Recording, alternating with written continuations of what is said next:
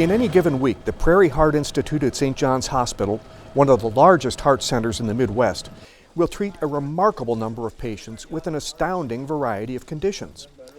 We randomly chose a week in December and stationed our videographers there to document patients' experiences in a given week. We met Mabel Canute of Frederick, who came in on Sunday night because she was lightheaded and her pulse rate was low. And Tom Camerer of Grafton, who got some very disturbing news that may have saved his life. And Walter Wyberg of Clinton, who was a candidate for a rather new procedure because his aortic valve was shot. And many others. You will hear from them and their doctors, and you will relive their experiences of this week. For most of them, their journey starts in the cath lab prep area. Their journey starts here in their pre-cath area. So this entire area is all the patients who are waiting to have a catheterization procedure and then being brought back here after they've recovered. And in the case of Prairie Heart, for instance, there'd be dozens of people a day go through this place and get set up and then go into the cath lab, wouldn't it? Correct. Yeah. Certainly a couple dozen. Busy place. At least a couple dozen, and then of course emergencies that might be coming up through the emergency room as well. Their treatment plan will eventually lead them to the cath lab, where cardiologists will get a look into their hearts using a catheter that is guided through the vessels. The process, called an angiogram, helps the cardiologist diagnose what and where the problems are.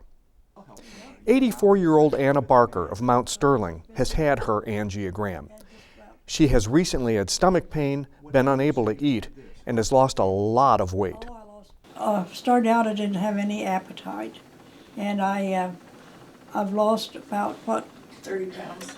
Well, not at this time.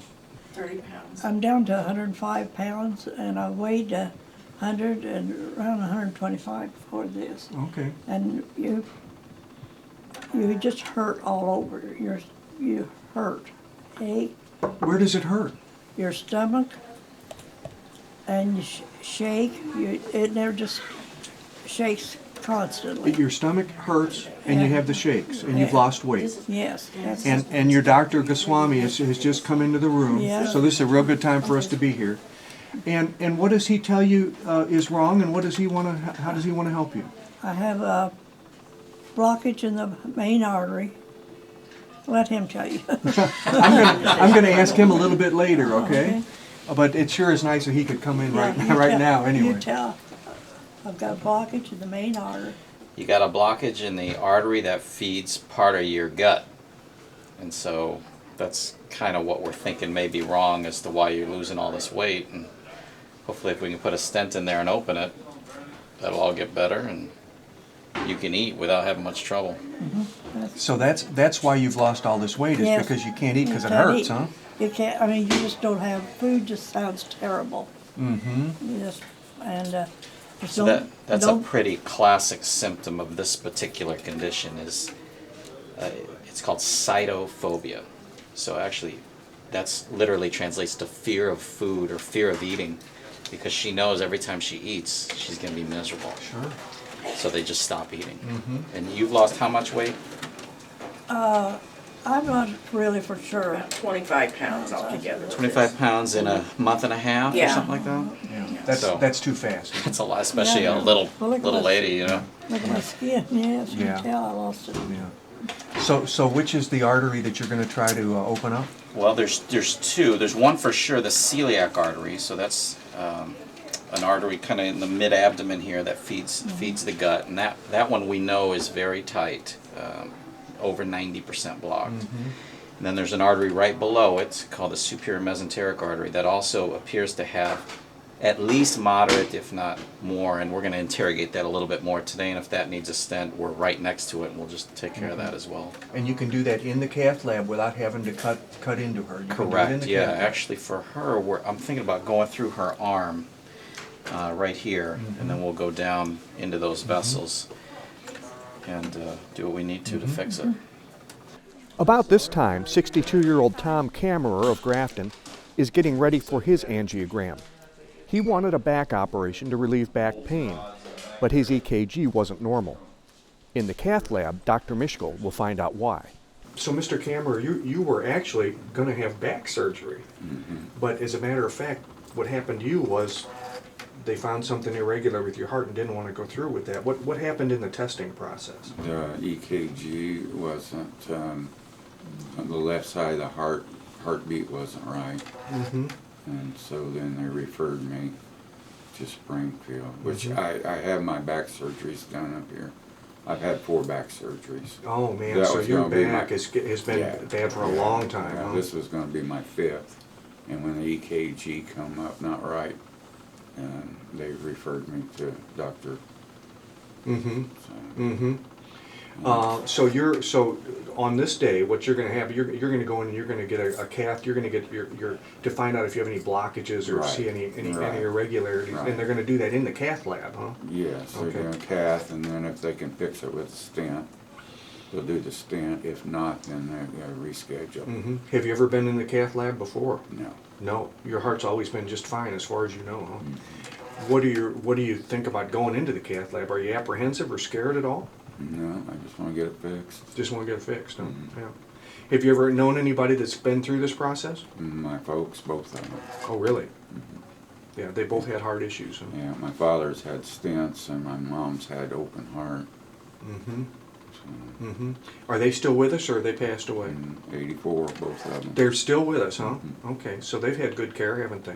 They was done up in Springfield too. Mm-hmm. Well, terrific, terrific. So you don't have any apprehension about this? You're ready to go and get it done, and if it takes a stent or two, you're good with that, Yeah. huh?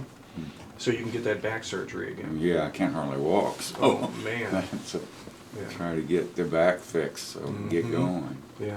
But I wasn't expecting this. I was going in for an oil change. Now I'm getting a new rear end.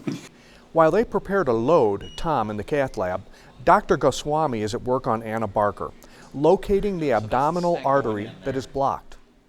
When he is certain where the blockage is, he will choose a stent that will be placed in the artery at the blockage point, inflate it with a balloon, and then it will be left there to prop open the artery.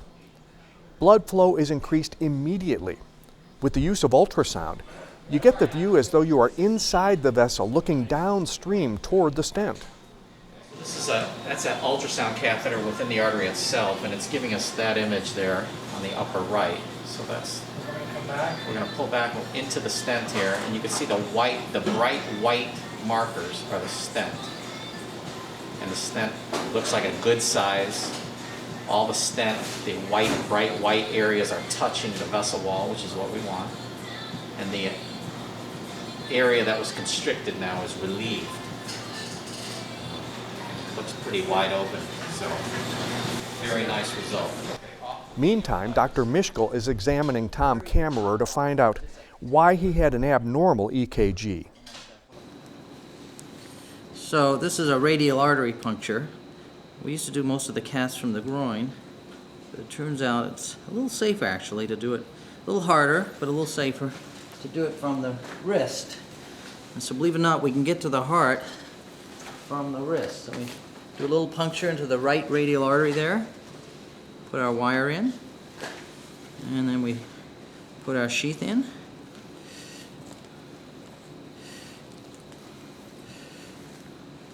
Comes out. Then the next step is we take a little cocktail. Becky, thank you. It's a little early in the morning for a cocktail, but it's not for me, it's for him. And this is a combination of blood thinner and an antispasmodic to prevent the artery from spasming, because it's such a small artery when we put our catheters through. And it's a sort of acidic,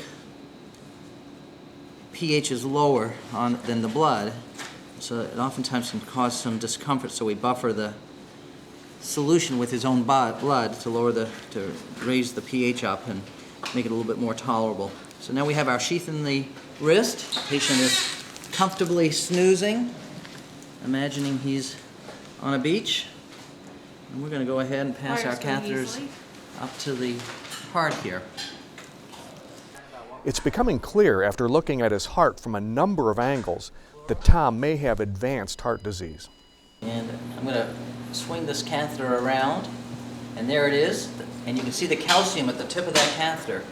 So that's the left coronary artery. So what's happening now is the camera is swinging around the patient. So imagine that the heart is a car, And we want to look at every part of the car. We want to look at the hood, chin. We want to look at the windshield. We want to look at the side windows. We want to look at the trim. It's like when you rent your car. You want to make sure from every aspect, front, back, top, bottom, right shoulder. So we see an awful lot of calcium in the arteries to his heart there. So you'll see right at the very beginning, before the dye actually goes in, this area here where you can actually see hardening of the arteries. So that's what we call hardening of the arteries. As soon as the angiogram is complete, we go to take another look at the results. I mean, this is the sort of area that you hear that term widowmaker. That when you have these narrowings that start right at the very beginning of the artery, you kind of get the impression right up in there it is. See how narrow it is? Yep. And this, I think, is a big chunk of calcium there, and then it's very tight. I don't often, be melodramatic with patients in terms of, hey, you need to have this done to save your life or whatever, but this sort of anatomy, I don't think, I have to admit that as I look at this, I'm starting to think, even though he's relatively asymptomatic, I'm starting to think he needs bypass surgery. Now, the good news is that he has good target vessels, meaning that there's good vessels for a surgeon to tie into, and he has normal heart function. So now we've swung the camera over to the right coronary artery, and remember, that's the one that had the collaterals that were coming in here, and there is just a string there. Do you see that? Yes, I do. So there's that's probably a ruptured plaque, and there's just, the red blood cells are lining up one by one to get through that narrowing. Very, very tight. So he has what I call proximal three-vessel coronary disease, meaning a lot of it's upstream. And now the good news is, I'm not sure which direction we've gone here. The good news is, his heart function, we don't have that up yet, hasn't been transferred over. But we know he has normal heart function, and good target vessels. So I think what we need to do now is go talk to him about what we've found. There it is. Okay, let's go chat with him. Okay. So your wife has the pictures, and so this is kind of a good news, bad news scenario. The bad news is you have, for a guy who is relatively asymptomatic, a lot of heart disease. So now, what could possibly be the good news? The good news is several-fold. Number one is we found it. And you're not going to be a statistic. Because particularly in people who have minimal symptoms, oftentimes you don't find this until potentially somebody has had an event. Nurse just needs to get through here in a sec. So that's number one. Number two is that you have had no damage to your heart. So despite the fact that you have all three arteries narrowed, you have no damage. And the third piece of good news, to offset the bad news, is that it's fixable. But it does need to be fixed. So if we go through looking at the anatomy, this is in fact the artery here on the right side that lit up on the stress test that gave us the clue that there was something amiss. But on the other side of the heart, you have areas of narrowing in the artery that goes to both the back part of the heart as well as the front part of the heart, and then further downstream. In the vernacular, oftentimes people call this type of anatomy the widowmaker, because it's all upstream. And I just don't think that this is a scenario that you can go and have an elective back surgery without getting this fixed. I don't think that this is a situation where just putting you on medicines is going to be sufficient. And I think that and in terms of fixing it, it's really too much for stents. I think you need to have open heart surgery.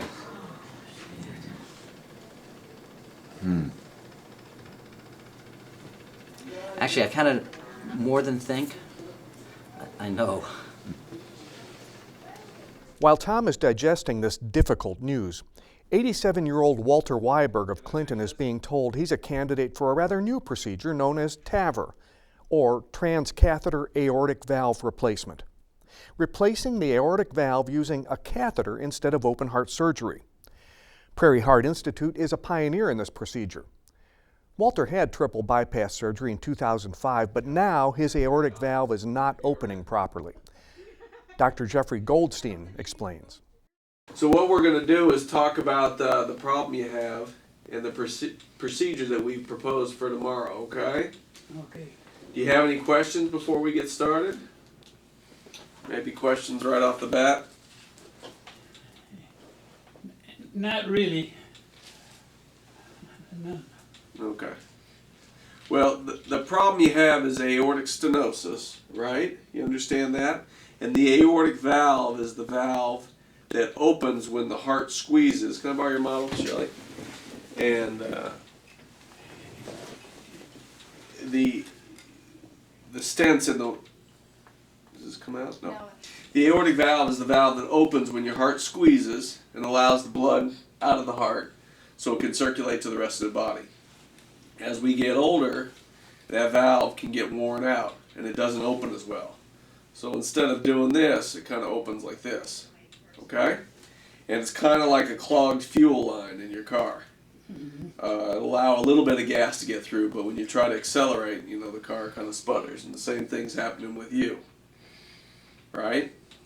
So there's a couple ways to fix the valve. One way is to do open heart surgery, where we open your chest, we open the heart, we take out the old valve and sew in a new valve. Okay? For patients who are at increased risk for that kind of procedure, the TAVR, or the transcatheter aortic valve replacement, is a newer procedure where we... Pardon me, I didn't get that. The stent valve, the TAVR, transcatheter aortic valve replacement. That's what TAVR stands for. Okay. That's the stent valve. That's a newer procedure, and that's what we're talking about for tomorrow. It allows us to put the valve in without opening your heart up. Okay? So a lot of times we can go from an artery in your groin, and with the valve on a tube or a catheter, we can thread it up to your heart, and we can inflate the stent or deploy the stent where the old valve was. Does that make sense? Yep. Okay? As Walter gets ready to be admitted, it's time to check on Anna Barker, who's had a day of rest after the stent was placed in her abdominal artery. Remember, she hadn't been able to eat and lost 20 pounds.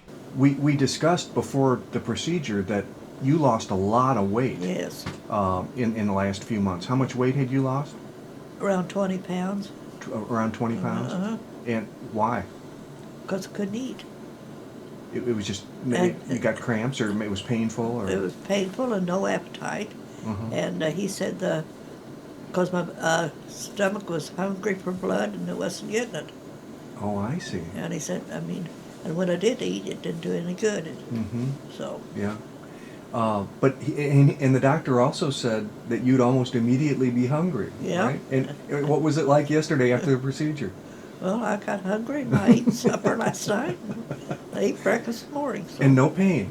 no pain. And no. you'll be hungry at noon probably. huh? Probably. So here's the picture after the stent's been placed, and you can see actually this steel cage is the outline of the stent here. This is a catheter. Now, we did this procedure from her arm, and so I'm coming from above here. And you can see that little small string has now become this vessel that's this size. Look how wide that is now. More appropriate, I would say. That'll in carry size. some blood, won't it? Yeah, it should carry much more blood. And clearly her symptoms have improved to the point where she's eating stir fry on a nightly basis now. And loving it. Tom Camerer and his wife have decided to go ahead with the coronary artery bypass surgery. The term widowmaker is persuasive language. Dr. Mischkel has arranged for Dr. William Stevens to perform the operation. If all goes well, he'll be going home in a few days. Walt Wyberg is ready for his new aortic valve. Until 3 years ago, he would have had to live with his fatigue, shortness of breath, and that ever-present sound of his faulty valve. The TAVR procedure is rather new and especially beneficial for those of advanced age who are not candidates for surgical replacement. Right now you have the stent valve here. It's collapsed around the balloon. Okay? So this stent will be advanced across the aortic valve, which is currently narrowed. And we will inflate the balloon, which will expand the stent and lock it in place, pushing the leaflets from the old disease valve to the side, and the new leaflets are suspended in the middle of that stent ring. In an hour or so, Walt should be ready for recovery. Tom Camerer's bypass was successful. Recovery from that, of course, is more painful and takes longer. So, surgery, this is your first day after surgery. How you feeling? Feel okay so far? Well, you're smiling. That's a good sign. Yeah, I'll be fine. You will, absolutely. You look good. Your color's good. Everything. I've Your been blood pressure's suntanned. great. What's that? I've been suntanned. I can tell.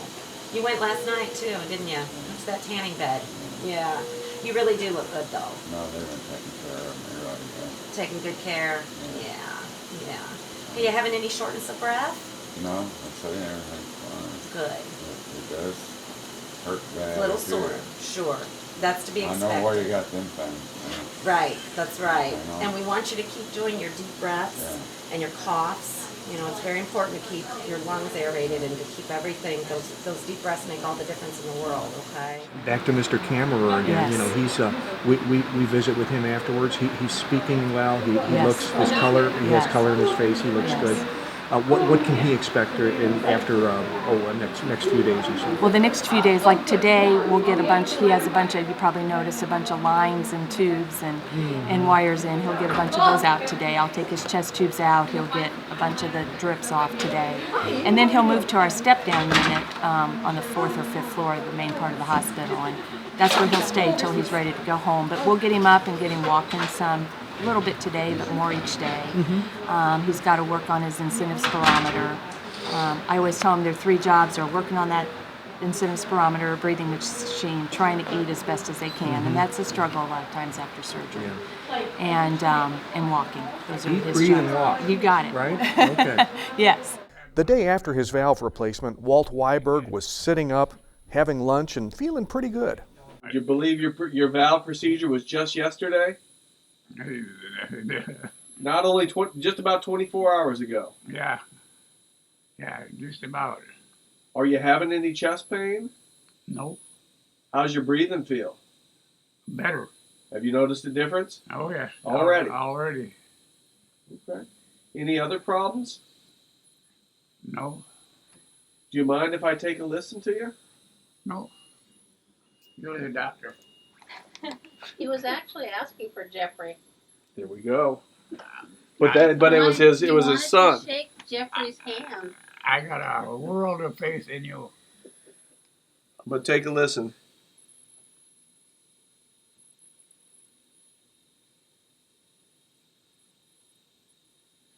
Yep. You remember that murmur we listened to yesterday? Yeah. Yeah, I know you couldn't hear it, but it's gone. Well, I heard of that. Have you had him listen? Yeah. Okay.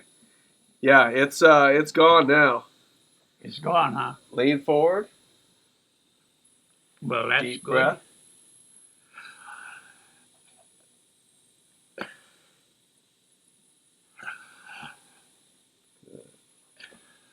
Yeah, so that narrowed aortic valve, when the heart has to pump really hard to get the blood through that narrow opening, the end result is turbulent blood flow, and that's that murmur that we heard yesterday. Oh. Now we've relieved that narrowing. You have normal flow through the valve, and the murmur is completely gone. And I've had that murmur for many years, and you fixed it just like that. Now it's just a memory. All right, buddy. I'm glad you're doing better. I am too. Don't do that. You're going to make me cry. So what you see right here is you can see the stent valve in position before it's inflated. Now what we're doing is we're inflating the balloon, and that has the effect of expanding the stent, displacing the old calcified diseased leaflets out of the way, and the new functioning leaflets are suspended in the middle of this valve. So what we've done is we've displaced the old leaflets, we've opened up that opening, and the new functioning leaflets are in the middle of the stent valve. And the old valve just stays in there.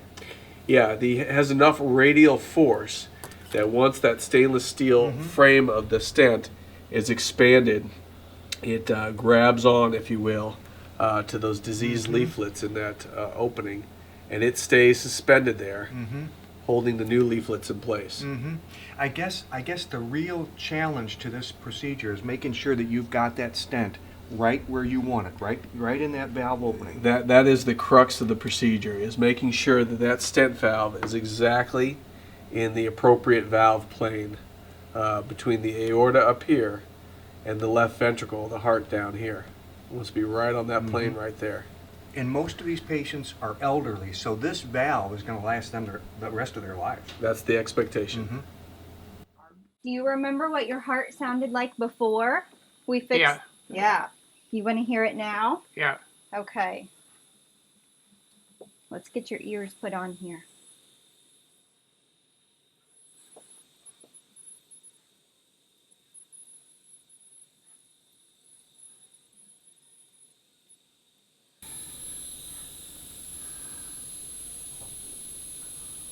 That's impossible. That noise is gone, isn't it? Oh, completely. Oh, it makes me happy. Walt is going home, but other patients' journeys are just beginning in the next edition of Cardia in Any Given Week.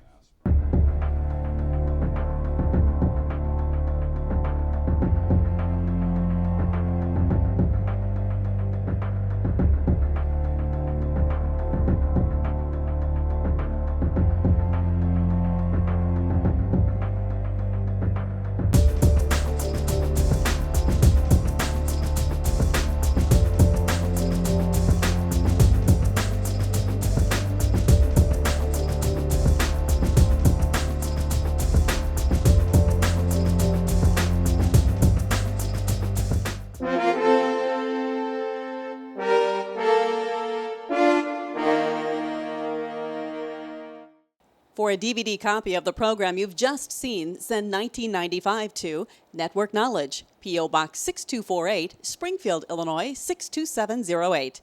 Be sure to include the program name, subject, and when the program aired. You can also order with your credit card by calling 800-232-3605.